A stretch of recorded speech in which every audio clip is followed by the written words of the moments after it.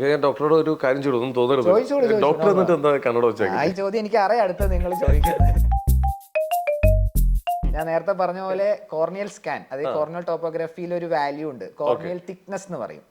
ആ thickness normal ആണെങ്കിൽ മാത്രമാണ് ഒരാൾ ലാസിക്കിന് എലിജിബിൾ ആവും. എന്റെ കണ്ടീഷനിൽ അത് ഞാൻ എലിജിബിൾ അല്ല. ടീനേജ് കുട്ടികളിൽ തന്നെ നമ്മൾ ഒരുപാടായിട്ട് കണ്ടു തുടങ്ങിയിട്ടുണ്ട്.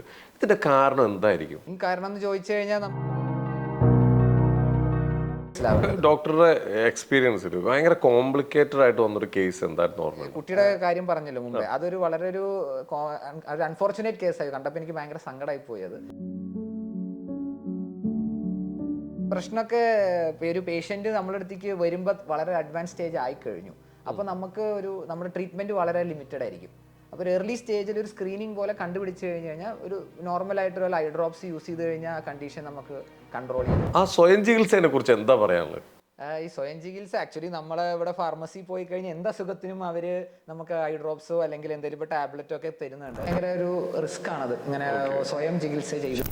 പിന്നെ നമുക്ക് കണ്ണട ലൈഫ് ടൈം ഒഴിവാക്കാം. വിദേശത്തുള്ള ആളുകളൊക്കെ നാട്ടിലേക്ക് വരുമ്പോൾ ചിലപ്പോൾ 5-10 ദിവസത്തിനൊക്കെ പെട്ടെന്ന് ലീവിന് വരുമ്പോൾ അവർക്ക് അങ്ങനെ ചെയ്തിട്ട് പോകാൻ പറ്റുന്ന ഒരു ഓപ്ഷൻ ഉണ്ടോ? ഡെഫിനറ്റ്ലി. ഈ ലാസിക്കും ഈ കാറ്ററാക്റ്റും നമുക്ക് പറഞ്ഞ പോലെ വന്നു കഴിഞ്ഞിട്ട് ടെസ്റ്റ് ചെയ്തിട്ട് we can do it the same day നമുക്ക് ചെയ്തിട്ട് പോവാനുള്ളതുള്ളൂ. വേണമെങ്കിൽ ചിലപ്പോൾ 20,000-30,000 നിൽക്കും, ഇല്ലെങ്കിൽ ചിലപ്പോൾ 60,000 എത്തേണ്ടി വരും.